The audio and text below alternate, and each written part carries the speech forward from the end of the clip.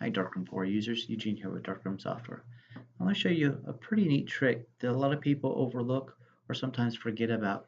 It's really handy for team sports and just color matching. So I'm going to go ahead and turn on a border. It's going to prompt me for a name. I'm going to go ahead and click OK. Right here I have this little color chooser. You can see that it matches that background color. I can click here and add my own background color. And maybe we'll get pretty close if I know the actual RGB values of the color I'm looking for. I could dial them in here. Or I can use this little eyedropper and sample from the background. So let's switch over to your setup tab to see how we would set this up. I'll go ahead and open up this template. And if we look at this effect layer right here, it has a mask on it, which is applying that design or that pattern in the background.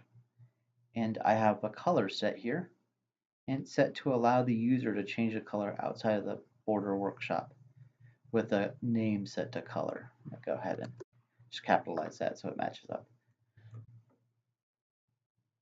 And if I click on the name, player name here, we'll see that I have that same option selected.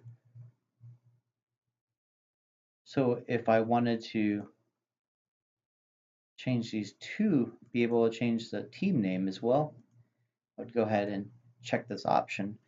If I want the team name and the player name to change independently, I would want to make sure I put in a different name, otherwise they will change to the same color.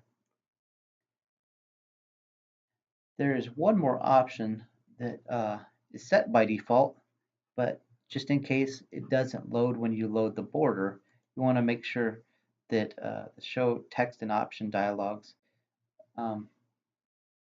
each time the border is loaded is checked under option dialogues. Go ahead and click OK and save changes. So now when we go back to our photo workshop, we can sample the color and then change the text color for the team name or the player name. I hope this has been helpful, and thank you for watching.